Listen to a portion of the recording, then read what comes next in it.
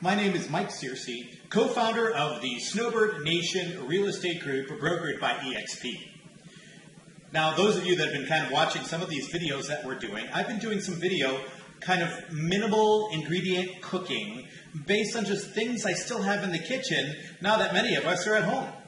Well, today, instead of some of the cakes and breads, I'm going to take that same idea, but I'm going to give you a little bit of a show, if you will, on how to actually make breaded, oven-baked fried chicken. I say fried because it's oven-baked, not really fried in oil, but it's healthier for you, and I like it this way more. Okay, so when we're doing any of that, we got basically have two bowls. Now, I've already done some of the ingredient dump into the bowls just to save us some time on this video.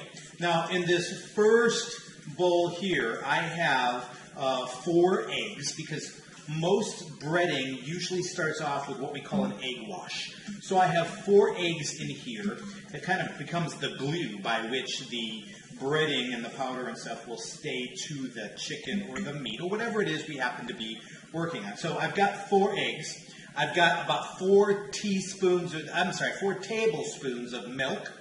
And I actually have about 6 teaspoons of butter. So 6 teaspoons of butter, kind of make sure it's not going to stick to the pan, things like this. Now, in the same motion, of course, right before I turned on this video, I started the oven preheating to 450 degrees Fahrenheit. So the oven is currently warming up right now to 450, and I have an egg wash already together. Think of it in terms of I have my wet dunk, if you will, on whatever it is I'm going to coat, and then I have my dry. Now, because it's wet, I like my chicken to be a little bit spicy, and so I've got my sriracha bottle here, which I cannot live without, and I'm going to go ahead and put a little sriracha in there to add a little bit of kick and a little bit of spice to the flavor of the chicken itself. So now this is going to turn, of course, from yellow egg wash to something a little bit more orange-ish or red-ish, like red of sorts. Because I've added the sriracha hot sauce, the spicy sauce. All right, so what am I going to use to bread, if you will? So I have 1 cup of cornmeal.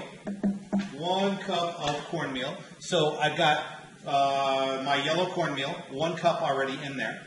And I have 1 cup of flour. What I'm also going to add is 3 teaspoons of salt and 3 teaspoons of pepper. So I've already got that mixed. So I'm going to go ahead and put the pepper and the salt in there as well. And then from here on out, I went to go look and see what was in my kitchen. So I still had some paprika. So I got about 1.5 teaspoons of paprika. And I had a little bit of curry powder still in my kitchen. I've about 1 teaspoon left in the container. So a little bit of curry powder. So I'm going to put that in there, and that's going to essentially be the basis for the breading, if you will, or the coating for the chicken itself. So I've got a dry spoon, and now I'm basically mixing this up dry, just so that it's all one big powdered conglomerate. So it's all one big mixed ingredient of the spices, the cornmeal, and the flour. Are you catching on here? So what we're essentially going to do, and I'm going to spread this out a little bit, because what we're now going to do is I'm going to take a pan, which I have over here as well. So I have a pan, and I've already sprayed it down with some Pam cooking oil, some Pam cooking spray. And so I'm going to take some chicken breast here that I have, and I'm going to take this large chicken breast, including the ribs and all the stuff. And what I'm going to do initially is I'm going to put it down into the egg wash. Okay, so I'm going to put it down into the egg wash like this, and I want to get it coated. So with the egg, with the little bit of butter and a little bit of milk. So I'm getting it coated because this is going to act as the glue. So when I take it from the wet to the dry, now I'm going to go ahead and coat this pretty generously, if I can, with the breading, or the powder, if you will, that's going to hook up with the egg wash. Okay, so I'm doing this here. Take a little bit of this powder and kind of toss it on to the bottom of the pan to kind of help it so it doesn't stick because there's a lot of flour in there, and that's kind of helping with that. So I'm taking this wash here and doing this, and so I'm looking at it now, and I've got a nice breading or a nice powder coating over the egg wash. So we're going to go ahead and put that into the pan. I'm going to pick up the next one and do exactly the same thing. And so I'm going to go ahead and soak this in the egg wash and then bring it from this wet wash to the dry powder coating, essentially. So we can go ahead and now coat it on up with the spices, the flour, and the cornmeal. And we're going to put that in here. Okay, and now that I've done that, I'm going to go ahead and put that in the pan. Grab the next one. Okay, and we're going to drop this in. The same idea. Get it all into the egg wash, kind of get that coated, and drop this into the powdered coating. Do exactly the same thing. Remember, of course, that here in Snowbird Nation country, in the Phoenix Valley here in Arizona, we are still considered an essential service because people got to live. They got to live somewhere. So if you have an apartment, for example, that's coming up on your end of your lease, feel free to contact us, and we would be delighted to assist you if that is something that we might be able to do. All right, so I'm working on the last one here. Okay, working on the last one, getting the coating on, and then dropping this into the powder, spice, cornmeal, and flour. And it looks like I'm going to have a little bit left, which is kind of nice because I have a nice little thought I'm going to try as an experiment here in just a couple of moments. So, all right, so I'm going to go ahead and put this one on here. Now the trick is I'm going to bake this for about 45 to 50 minutes. Somewhere in the middle of that, I'm going to go ahead and flip them over in the pan. And so we'll take a look at this in about 50 minutes and come back. So looking forward to seeing you just a little while. See how this turns out. See you soon. Okay, so here's the experiment that I wanted to try. As I was kind of looking at the fact that I still have a little bit of egg wash left and some powder left, I've got a couple of really beautiful portobello mushroom tops that I still had in my refrigerator that are needing to be eaten here soon in terms of just doing this. And I want to go ahead and do just the same oven-baked coated portobello mushroom tops. And I thought, let's give this a shot and see what this comes out to. And so I'm looking forward to checking this one out as well. So we're going to try this and see if this is not going to do something for us here. Okay, and I got another pan to put it in. All right, put that in here. Grab the next one. And again, I'm going to cook this for the same amount of time. Okay.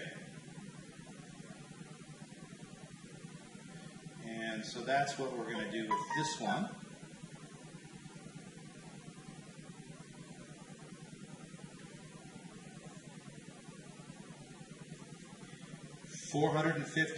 About 50 minutes or so. And see how that also comes out. We'll see you right after we're done cooking. Okay, so I put it in the oven at 450 degrees Fahrenheit for 22 minutes. Then I took it out, flipped all of the chicken pieces over so that it could bake. And what's come out to is just a little bit brown, a little bit browner than I expected. However, it's very crispy, very, very crispy in terms of that. Now, of course, it's got to be cooked, and that's just lovely. If you like fried chicken and you like the sound of the crispy skin and the crispy breading of sorts, this is just amazing. Now, of course, remember that one of the ways that being sure that it's fully cooked is going to be that once we cut into it, we want to make sure that all the way to the bone, there's no pink in it whatsoever, because after all, it is chicken. and chicken can cause a bit of a problem that way. So we're going to go ahead and do that right now as we kind of look it over. Make sure it's been cooked enough all the way through. And as you can see, that is, I don't know if you can see the steam necessarily on camera, but that is a beautiful piece of chicken.